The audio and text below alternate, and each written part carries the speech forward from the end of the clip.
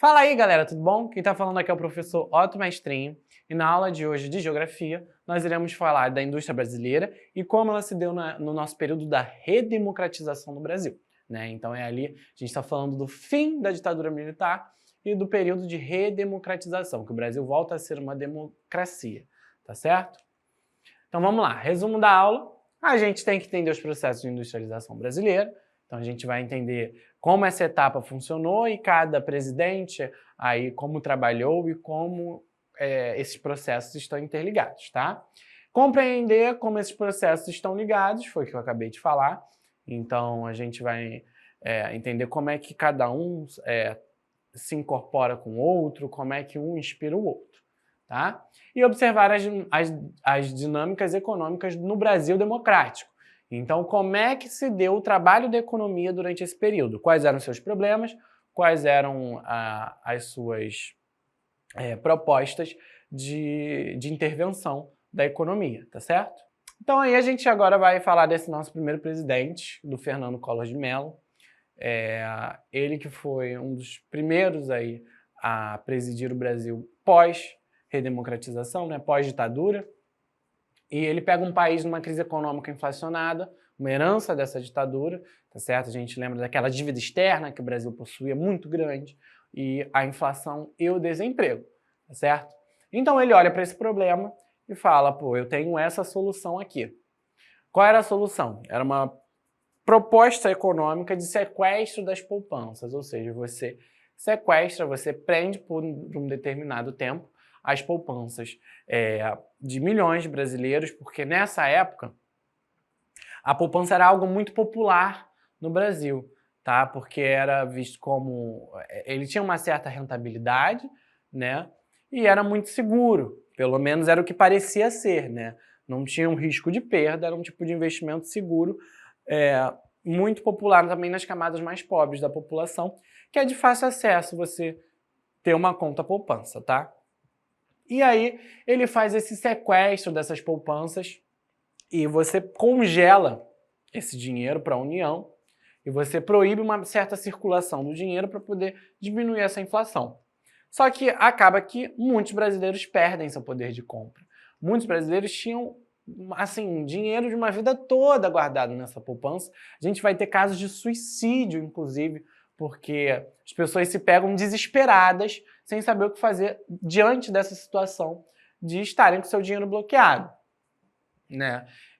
Dentro dessa proposta, ele também vai ter um congelamento de preços, então aí, dessa política, no tempo que esse dinheiro ficar sequestrado, você vai ter um congelamento dos preços, o que vai acabar saindo um tiro pela culatra, né? Porque vai fazer um movimento oposto. Esse sequestro da poupança, esse congelamento dos preços vai inflacionar mais ainda essa economia que já estava muito inflacionada, tá? A gente aí vai ter uma inflação que terminou no ano de 1991 em 1000% e uma recessão econômica por essa baixa produtividade da economia. As pessoas não estão consumindo tanto porque tiveram sua perda do poder de compra, tá certo? Esse governo ele vai adotar esse modelo neoliberal, tá certo? Ele vai vir com o que chama de enxugar o Estado, de deixar esse Estado com menos funcionarismo, com menos órgãos, privatizando estatais. Então ele vai participar desse modelo neoliberal que se baseia no Estado mínimo, né? E vai deixar trabalhar de acordo com o mercado privado, tá? E aí você vai ter o fim desse governo, um governo que acabou impopular, com denúncias de corrupção, e aí ele tem aquele processo de impeachment, né?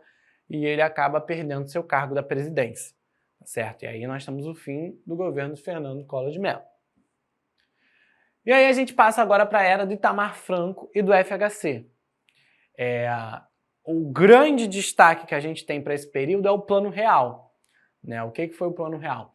Ele foi implantado pelo ministro da Fazenda, que era o FHC. Nessa época do Plano Real, muitas pessoas às vezes confundem achando que o FHC já era o presidente quando o Plano Real foi implementado, mas não. O presidente era o Itamar Franco, que inclusive teve uma rotatividade de ministros da Fazenda muito grande. O FHC foi aí em torno do 4º ministro dentro de um período de 1 ano como ministro da Fazenda. E aí ele vai dar todo o aval para o FHC, o Fernando Henrique Cardoso, fazer o que ele achar de melhor para conseguir tirar o Brasil dessa herança herdada do governo Collor de inflação altíssima, de crise econômica, de baixo poder de compra do brasileiro. Ele vai dar nas mãos do FHC, que vai vir com um projeto, ele e a sua equipe econômica, do Plano Real, tá certo?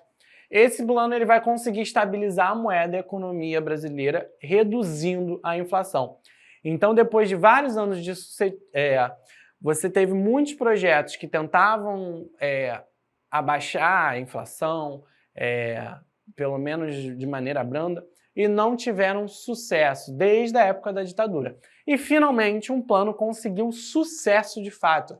Ele conseguiu estabilizar a economia brasileira, conseguiu valorizar a moeda brasileira, a tal ponto que ela depois teve que passar por um processo de desvalorização, que ela estava valorizada até demais, e você tem essa redução, de fato, da inflação. Tá? Esse governo também foi marcado como uma consolidação do projeto neoliberal, já falando aqui do Fernando Henrique Cardoso, que depois que acaba o governo de Itamar Franco, que assumiu como ele era o vice do Fernando Collor, o Fernando Collor saindo, ele entra, não cumpre um mandato de 4 anos, mas já foi o suficiente para o Plano Real, e o sucessor dele vai ser o FHC.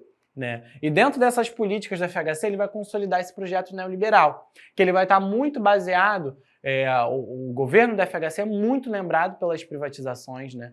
A gente teve inúmeras, como a própria Vale, né, durante esse período, teve a privatização feita de grandes estatais do Brasil, nesse projeto de você enxugar o Estado, deixar ele o menos intervencionista possível na economia e o mais barato possível. Tá? Só que durante esse governo, você vai encontrar outros problemas, o que eu falei, como a moeda já estava muito valorizada, vai voltar a afetar a inflação, e aí vão ter desequilíbrios econômicos durante principalmente o segundo mandato do FHC. Tá? Ele vai ter problemas com a inflação, vai ter essa volta desse fantasma da inflação que atormentou durante muitos anos a vida do brasileiro, né? E ele termina um governo com um certo desequilíbrio na moeda, um certo desequilíbrio fiscal e uma inflação. Vamos lá, essa inflação não era igual à dos anos da época da ditadura ou do governo Fernando Collor, com uma inflação de 1000%, mas era uma inflação que diminuía o poder de compra do trabalhador, do brasileiro, também trazia alguns prejuízos à economia, como alguns desempregos, algumas instabilidades econômicas. E com o final do governo de FHC, nós temos a chegada do governo Lula, tá certo? Esse período do governo Lula, ele foi muito marcado pela intervenção do Estado por meio de propagandas sociais. Ele não vai abolir o neoliberalismo do programa, tá? Principalmente na economia, você vai ter algumas ações de continuidade de programas, de práticas neoliberais na economia, tá? Mas você vai ter um intervencionismo do Estado muito grande, principalmente com as políticas sociais, tá? Como, por exemplo, o Bolsa Família, o Luz para Todos, o Fome Zero, que são políticas que visavam trazer uma melhor qualidade de vida para pessoas que viviam principalmente na miséria, né? O Brasil estava no mapa da fome quando o presidente Lula chega ao governo, né? E você tem, com o fim dos governos do PT, a gente teve uma saída do mapa da fome, graças a esses programas sociais que conseguiram alcançar alguns objetivos, tá? Além desse intervencionismo do Estado, ele vai acabar com uma prática que foi muito recorrente no Fernando Collor e no FHC, que era a privatização. Ele vai dar o fim dessas privatizações, tá certo? A gente vai ter algumas concessões. O que são concessões? De alguns aparatos públicos, como rodovias. Então, você concede a uma iniciativa privada a administração de um trecho de uma rodovia, mas você não tem mais as privatizações de grandes estatais, tá certo? Então o Lula vai marcar esse fim dessas privatizações. Um aumento significativo do poder de compra, tá? Então você vai ter a ascensão das classes C, D e E, conseguindo consumir muito mais do que se consumia antes, porque você vai ter um aumento do salário mínimo, um controle muito bom da inflação, um aumento de empregos, né? Ao final lá, quando a gente chegar no governo da Dilma, a gente vai alcançar a menor taxa de desemprego da história do Brasil. Então, as políticas econômicas surtiram muitos efeitos positivos na economia, principalmente nessa era Lula, né? Ele vai terminar o seu governo com baixas taxas de inflação, baixas taxas de desemprego. A economia brasileira, durante o seu governo, vai conseguir ultrapassar as grandes crises financeiras mundiais, como a imobiliária e como a crise financeira de 2008, que veio de forma avassaladora, principalmente até mesmo para os países mais ricos, como os Estados Unidos, e o Brasil, nesse período de 2008, não foi impactado da mesma maneira como os outros países foram. Ele até teve um crescimento econômico muito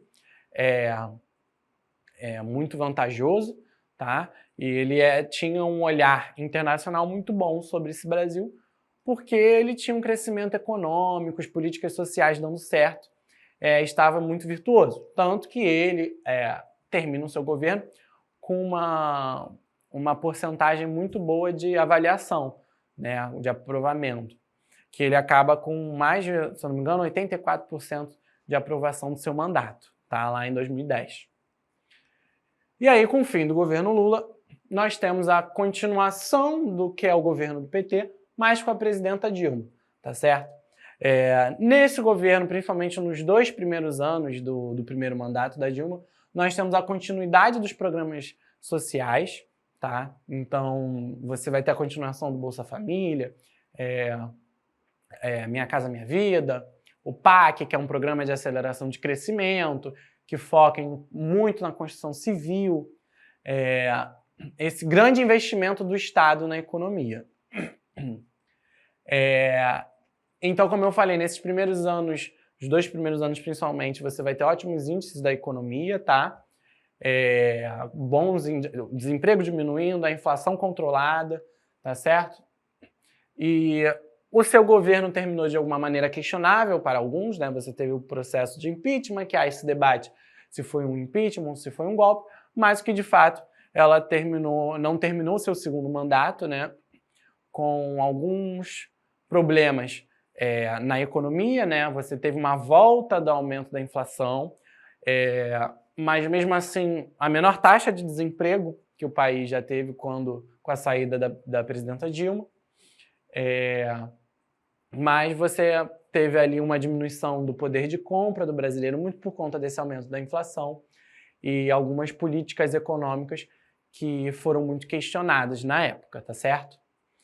E a aula de hoje foi essa, tá? Eu espero que vocês tenham conseguido compreender muito bem como se deu esse processo de redemocratização do Brasil no setor da economia, como foi o desenrolar dessa história. Você teve as mudanças neoliberais, você tem o intervencionismo do Estado e como algumas políticas continuam e outras ficam, tá?